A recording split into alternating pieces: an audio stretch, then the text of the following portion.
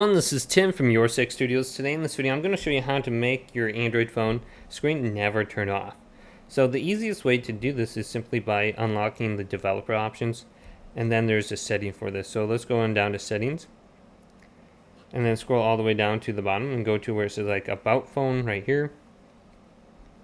Now locate build number, you might see down here at the bottom. Otherwise you might have to go into one of these options like software information. I got hardware information right there. So just look for it. And then you should be good to go, and just tap it 5 times. So mine is down here at the bottom.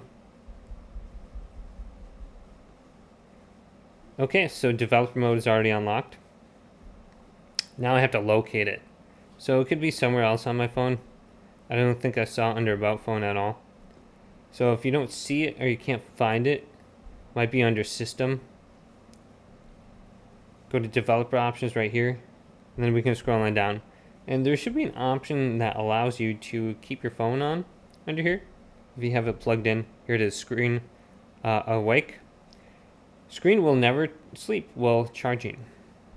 So if you have your screen on, it'll always stay on if you turn this on. So very easy to do. Hopefully this video did indeed help you out.